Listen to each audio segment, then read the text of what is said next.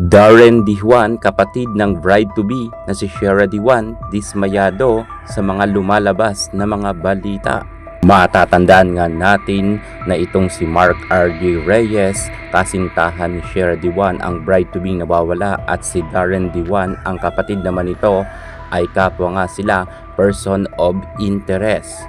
Mahigit 7 oras kwenestyon ng mga autoridad ang nobyo at kapatid ng nawawalang bride-to-be para tutukan ang mga posibleng dahilan ng kanyang pagkawala, at hindi ito normal dahil sobrang tagal naman ng pagkwestiyon ng mga kapulisan sa kapatid ng bride-to-be at sa boyfriend nito. At marami rin mga lumalabas sa social media ng samut-saringang kwento patungkol nga kay Shera Dijuan, kung kaya hindi na dito nanahimik ang kanyang kapatid na si Darren Dijuan at pumalag na nga siya sa mga nagsisilabasan nga na balita. Hindi na nga siya nakatiis at mayroon nga siyang mga patutsada sa mga samut-saring issue na lumalabas na wala namang katotohanan patungkol sa kanyang kapatid na nawawala. Ang gusto lamang raw nila ay makita ang kanilang kapatid at wag nang gawa ng samut-saring kwento na hindi naman makatotohanan, dahil mas kilala raw nila ang kanilang kapatid seka sa mga nagbabalita sa social media. Alamin ang buong detalye, pero bago na subscribe ka muna, click ang ating notification bell para lagi kang updated sa ganitong mga issue. Susunod na.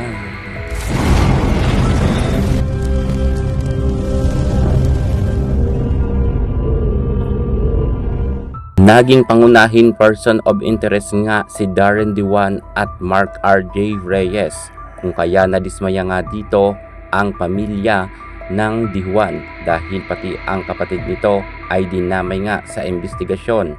Grabe naman kasi talaga ang nangyayari. Hanggang sa kasalukuyan, 11 days na ay wala pa rin lead kung nasaan na nga ang nasabi nating bride-to-be na si Shera Dijuan. Hindi pa rin natatagpuan ng mga kapulisan. At nagpost na nga si Darren Dijuan. Ito nga ang kanyang sabi. Nagpahayag na nga ng sama ng loob si Darren, kapatid ng nawawalang bride-to-be na si Shera Dijuan, matapos ituring ng mga otoridad na person of interest ang kanyang fiance ni Shera habang nagpapatuloy ang investigasyon sa kanyang pagkawala. Bakit ganoon? Kami humihingi ng tulong, pero bakit parang kami pa iimbestigahan ngayon? Ayon sa kapatid ni Shera na si Darren, isa rin sa question niya ang mga lumalabas sa social media na hindi makatotohanan. Isang malaking kalokohan pinagsasabi nyo. Yan nga ang kanyang pahayag. Samantalang inalmahan nga rin ni Darren Dijuan ang naging digital forensic sa nasabi nating kay Shera Dijuan.